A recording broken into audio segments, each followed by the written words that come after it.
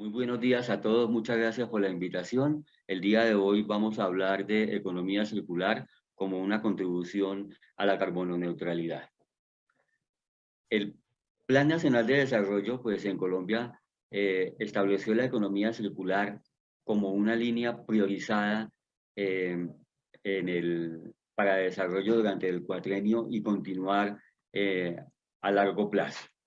En ese escenario, pues hay una línea de trabajo que son el flujo de materiales y productos industriales, eh,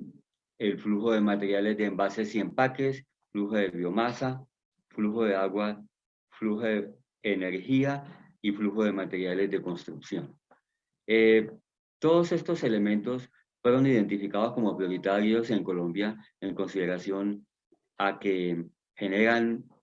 Producto Interno Bruto de manera importante, aportan a la economía, generan empleo, pero también generan contaminación por sus características intrínsecas. En ese escenario, pues una de las metas establecidas en gestión integral de residuos es la tasa de reciclaje y nueva utilización de residuos, que para el año 2022 es de 14,6 y en este momento estamos en una cifra de 11,82 y esperamos sobrepasar esa meta que está establecida. Para el desarrollo de estas actividades, pues se viene trabajando en varios elementos. Yo le voy a hablar de dos. Uno es la responsabilidad extendida del productor. Eh, digamos que es una norma que se sale en el año 2018, deja una transición para desarrollar unos proyectos piloto y a partir del 1 de enero del año 21, su cumplimiento es obligatorio con unas metas de aprovechamiento de mínimo el 10%. En este momento hay 1.500 empresas en 196 planes individuales y 56 planes colectivos trabajando para poder cumplir con esta meta y poder dar, digamos, aprovechamiento a por lo menos unas 200.000 toneladas, de las cuales 65.000 corresponden a envases y empaques plásticos. La meta es tener 1 millón de toneladas más o menos para el año 2030, que corresponde al 30% de las toneladas efectivamente aprovechadas. En el escenario de la Estrategia Nacional de Economía Circular, suscrita, pactada por todos los actores de la sociedad, uno de los primeros hijos fue la Mesa Nacional para la Gestión Sostenible del Plástico, escenario en el cual se creó el Plan para la Gestión Sostenible de los Plásticos de un solo uso. Los actores de la mesa están aquí indicados, del sector productivo, como la ANDI, como Acoplásticos, como Andesco, que es del Servicio Público de Aseo, universidades, instituciones públicas, fundaciones como WWF, Marviva y Avina. Son varios las acciones que están previstas en ese plan. El uno es la sustitución gradual de productos plásticos de un solo uso, enmarcados en un análisis de ciclo de vida, el fortalecimiento de las cadenas de reciclaje, la gestión ambiental en domicilios de comida, disminuir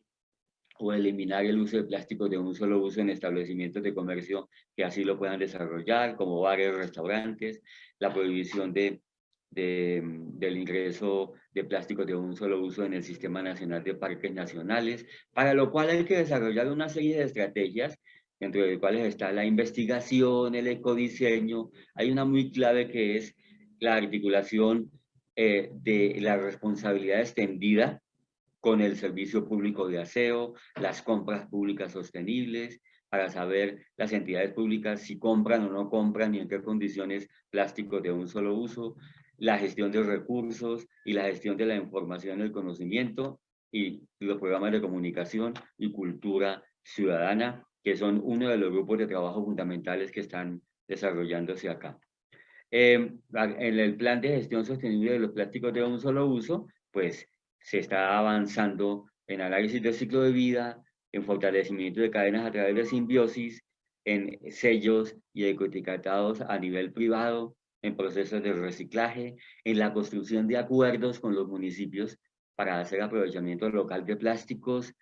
y en un trabajo de comunicación y cultura ciudadana bastante importante. Igualmente, en el plan de plástico se ha venido avanzando en una estrategia para uso racional de bolsas plásticas que tiene un instrumento económico que se llama el Impuesto Nacional al Consumo de Bolsas Plásticas. Allí se ha, digamos, pasado de 2017 de 1.030 millones de bolsas distribuidas a 315 millones de bolsas, con una disminución de más del 60% en el último año de 45 millones de bolsas, con una gran cantidad de puntos controlados, en donde el universo de esto es almacenes de grandes superficies, superetes y farmacias. Igualmente, se ha visto cómo estas estrategias de política nacional han incentivado la innovación y el ecodiseño, y ENCA de Colombia, pues, con una filial que es Ecored, recoge cantidades significativas de PET, reduciendo enormemente las toneladas de CO2 equivalentes. Digamos, continúa avanzando en la inversión para la producción de botella a botella, y con una reducción o con un aprovechamiento de en total 6 millones de botellas, lo cual implica una reducción igualmente de 60.000 toneladas de PET o 105.000 toneladas de CO2 equivalente, generación de ingresos, ahorro de energía, entre otras cosas importantísimas. Como vemos ahí, entonces, hay una necesidad de articulación entre la administración municipal, la gestión de residuos en la administración municipal, que está en verde en esta gráfica, y la articulación con los demás actores que forman parte de la responsabilidad extendida del productor. Es fundamental, especialmente cuando tenemos en este escenario de los gestores, los recicladores de oficio en condiciones de vulnerabilidad, que se encuentran en un proceso de formalización de acuerdo con el decreto 596 del año 2016. Otro tema fundamental, aparte de los dos anteriores, es la gestión de los residuos de construcción y demolición, pues que también apuntan a la reducción de la generación a través de una planificación adecuada de la obra, el aprovechamiento interno y externo y la disposición final como última opción. Los grandes generadores deben presentar e implementar un programa de manejo de residuos de construcción y demolición, y los pequeños generadores entregar los residuos a los gestores. La norma se está actualizando para incorporar principalmente un nuevo actor que se llama el tercero receptor,